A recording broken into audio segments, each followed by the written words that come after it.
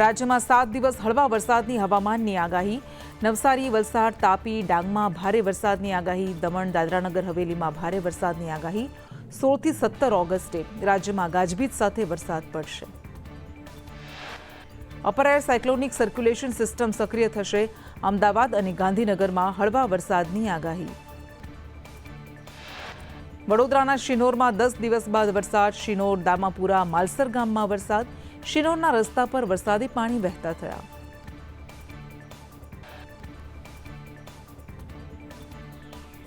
વિશ્વ ઉમિયાધામના પ્રમુખ આરપી પટેલનું ચર્ચિત નિવેદન. કહ્યું, પાટીદારોમાં વન ચાઇલ્ડ અને નો ચાઇલ્ડનો ટ્રેન્ડ ઘાતક. પાટીદારો અને હિન્દુઓને 3 થી 4 બાળક પેદા કરવા આહવાન કર્યું. આરપી પટેલે કહ્યું, પાટીદારોનું સંખ્યાબળ ઘટશે તો સામાજિક અને રાજકીય તાકાત ઘટશે. રાજકીય તાકાત ઘટશે તો સનાતન ધર્મની તાકાત ઘટશે. કાશ્મીર અને બંગાળમાંથી હિન્દુઓ ભાગી રહ્યા છે. નખત્રાણામાં આરપી પટેલે કહ્યું, સંખ્યાબળ ઘટશે તો તમારા અસ્તિત્વ માટે લડવું પડશે. પાટીદારોમાં ભ્રૂણ હત્યાનું ચલણ હતું, જે હવે નથી રહ્યું. હવે કાકા અને મામા ભાડે મળશે તેવા બોર્ડ લાગશે. વિશ્વ ઉમિયાધામના મહિલા સંગઠનના ચેરપર્સન રૂપલ પટેલે કહ્યું, આઝાદી બાદ હિન્દુઓની સંખ્યા ઘટી. આરપી પટેલની કોઈ પણ વાત રાજકીય સ્ટન્ટ નથી. આરપી પટેલના નિવેદનને અલ્પેશ કથિરિયાએ સમર્થન આપતા કહ્યું કે આરપી પટેલે વ્યક્ત કરેલી ચિંતા પર વિચારવું જોઈએ. એક બાળકની થિયરીથી કુટુંબ વ્યવસ્થા નહીં રહે.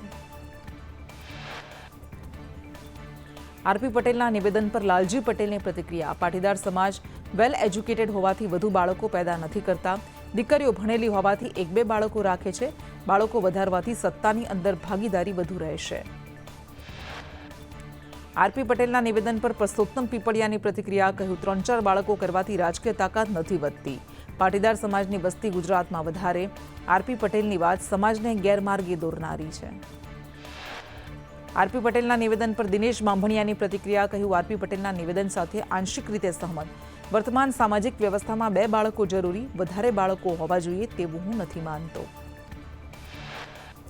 આરપી પટેલના નિવેદન પર કોંગ્રેસ નેતા મનહર પટેલની પ્રતિક્રિયા. કહ્યું, એક બાળક શ્રેષ્ઠ બાળકનો સંકલ્પ કરવો જોઈએ. વધુ બાળકોથી સામાજિક રાજકીય મજબૂતી નહીં આવે. આવી વાતોમાં કોઈ તર્ક નથી. અમરેલીના ચલાલામાં ભાજપનો જૂથવાદ સામે આવ્યો. નગરપાલિકાના પ્રમુખ નૈનાવાળાએ માત્ર 5 મહિનામાં રાજીનામું ધરી દેતા ખળભળાટ. મંત્રી બચુ ખાબડની વધુ એક સરકારી કાર્યક્રમમાં બાદબાકી. સ્વતંત્ર પર્વ પર રાજ્યમંત્રી બચુ ખાબડને પડતા મુકાયા. રાજ્યભરના વિવિધ જિલ્લાના કાર્યક્રમોમાંથી બાદબાકી. દ્વારકાના જામરાવલ ગામે ભ્રષ્ટાચારને ઉજાગર કરતો રાવલ બોલે છે કાર્યક્રમ. જાહેર કામોમાં ભ્રષ્ટાચારનો જિલ્લા કોંગ્રેસનો આરોપ. કોંગ્રેસ કાર્યકર્તાઓ સહિત સ્થાનિકો કાર્યક્રમમાં જોડાયા. રાજ્યના 55 લાખ એનએફએસ રેશન કાર્ડ હોલ્ડરને નોટિસ. આધાર કાર્ડ અને પાન કાર્ડના ડેટાના આધારે નોટિસ. જિલ્લા કક્ષાએ પુરવઠા અધિકારી દ્વારા નોટિસ કરી. 55 લાખ એનએફએસ રેશન કાર્ડ ધારકોને અનાજ નહીં મળે. જંબુસરમાં 25,000થી વધુ રાશન કાર્ડ ધારકોની નોટિસ. કેટલાક રાશન કાર્ડ ધારકોની આવક 25 લાખથી વધુ. કાર્ડ ધારકોએ 7 દિવસમાં નોટિસનો જવાબ આપવો પડશે. અમદાવાદ કાંકરિયામાં આવેલ દિવાન બલ્લુભાઈ સ્કૂલના હડતાળ પર ઉતરેલા શિક્ષકોએ વિદ્યાર્થીઓને શાળામાં ગોંધી રાખ્યા. એનએસયુઆઈના કાર્યકર્તાઓ શાળાએ પહોંચીને વિરોધ નોંધાવ્યા. ડ્રેનેજ કામગીરીમાં કામદારોના મોત મુદ્દે હાઈકોર્ટમાં અરજી મુદ્દે રાજ્ય સરકારનો જવાબ. સરકારે સફાઈ મશીનોની અછત દૂર કરવાની ખાતરી આપી.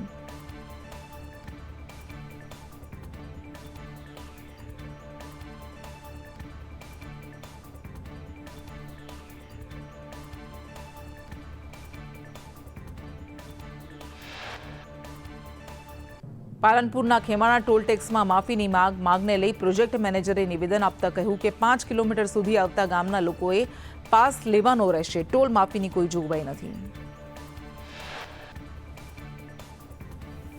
સાબર ડેરીનો વાર્ષિક દૂધનો ભાવ વધારો જાહેર. ડેરીએ નક્કી કરેલ 995 રૂપિયાનો ભાવ વધારો મંજૂર. 653 કરોડનો કુલ ભાવ વધારો અપાયો. અમદાવાદના નિકોલમાં સ્થાનિકોએ ધારાસભ્ય અને કોર્પોરેટરનો ઉધડો લીધો. કોર્પોરેટરે દાદાગીરીથી જવાબ આપ્યાનો આક્ષેપ. નિકોલમાં ગટર ઉભરાતી હોવાની મુખ્ય સમસ્યા. અમદાવાદ નિકોલના કોર્પોરેટરના ઘેરાવને લઈ નિવેદન. બળદેવ પટેલે કહ્યું, સસ્તી પ્રસિદ્ધિ માટે વિડીયો બનાવ્યો. નિકોલમાં બધા વિકાસના કામ ચાલુ છે. ગીર સોમનાથમાં ડિસ્ટ્રિક્ટ મિનરલ ફંડમાં 4 કરોડ 50 લાખના કૌભાંડનો આક્ષેપ. કોંગ્રેસ સમિતિએ ડેપ્યુટી કલેક્ટરને આવેદન આપ્યું. ₹20ની સાવરણીના 270 ઉઘરાવ્યાનો આક્ષેપ. રાજ્યમાં વરસાદ ખેંચાતા વીજ માંગ વધી. વીજ વપરાશ 2 કરોડ યુનિટથી વધી 8 કરોડ 80 લાખ. રહેણાંક વિસ્તારમાં 12 કરોડ વીજ યુનિટનો વપરાશ. કૃષિમાં વીજળીનો સમય વધારતા વીજ વપરાશમાં વધારો.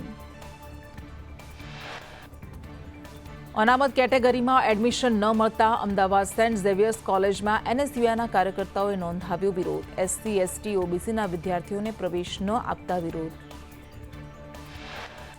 ધોરણ 9 થી 12માં શિક્ષણ સહાયકના ઉમેદવારોની બીજા રાઉન્ડની ભરતી કરવા રજૂઆત.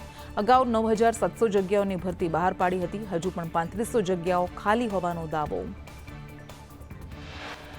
વલસાડમાં ધરમપુરની આશ્રમ શાળામાં શિક્ષકો પાસે પૈસા માંગવામાં આવ્યા. શાળા વિકાસ, લાઇટ બિલ માટે પૈસા માંગ્યા. અનાજ, લાકડા ભાડું, ચૂંટણી માટે પૈસા માંગ્યા. વલસાડ ધરમપુરની આશ્રમ શાળામાં શિક્ષકો પાસેથી પૈસા માંગવાનો આરોપ. સંચાલક વસંત પટેલે આરોપને ફગાવતા કહ્યું, મોટાભાગના શિક્ષકો ઉત્તર ગુજરાતના શિક્ષકોને પર્વતીય વિસ્તારમાં ગમતું ન હોવાથી આક્ષેપ કરે છે. ભરતીની માંગને લઈ 50થી વધુ વિકલાંગ ઉમેદવારો વિદ્યા સમીક્ષા કેન્દ્ર પહોંચ્યા. એ, બી, ડી કેટેગરીના વિકલાંગોને નોકરી મળી, પણ સી કેટેગરીના વિકલાંગોની ભરતી પ્રક્રિયા હજુ નથી થઈ. જૂનાગઢમાં આંતરરાષ્ટ્રીય સિંહ સંરક્ષણ સેમિનારમાં પીસીસીએફ એપી સિંહનું નિવેદન. કહ્યું, 400 જેટલા સિંહો હજુ અભયારણ્યની બહાર. જે બહાર છે તેની ચિંતા છે. રાજકોટ અંડરપાસમાં પાણી નિકાલની સુવિધા ભૂલાતા મનપા એન્જિનિયર્સનું બુદ્ધિનું પ્રદર્શન. 4 કરોડના ખર્ચે બનાવેલ અંડરપાસ 6 માસથી ઉદ્ઘાટનની રાહ જુએ છે. વડોદરામાં હર્ષ સંઘવીની આગેવાનીમાં તિરંગા યાત્રા. રાજમહેલ રોડથી ગાંધીનગર ગૃહ સુધી યાત્રા. તિરંગા યાત્રામાં 50,000થી વધુ લોકો જોડાયા. અમેરિકાએ ભારત પર લગાવેલ 50% ટેરિફને પગલે સુરતના ડાયમંડ ઉદ્યોગ પર સંકટ. ડાયમંડ વર્કર યુનિયનના ઉપપ્રમુખ ભાવેશ ટાંકે કહ્યું, સુરત અને સૌરાષ્ટ્રમાં ડાયમંડ પોલિશ થાય છે. સરકારે વૈકલ્પિક બજાર તૈયાર કરવા પડશે. અમદાવાદથી દિલ્હી જતી ફ્લાઇટનું ટેક ઓફ રદ. ફ્લાઇટમાં ટેકનિકલ ખામીને કારણે ઉડાન ન ભરી. તમામ મુસાફરોને ફ્લાઇટમાંથી નીચે ઉતારતા મુસાફરો રજળી પડ્યા. કચ્છના અબડાસામાં 8 દિવસમાં 4 બિનવારસી કન્ટેનર મળ્યા. મરીન પોલીસ કોસ્ટગાર્ડ દ્વારા તપાસ. થરાદમાં મહિલાએ બાળકો સાથે કેનાલમાં ઝંપલાવ્યું. મહિલાનો મૃતદેહ બહાર કાઢવામાં આવ્યો.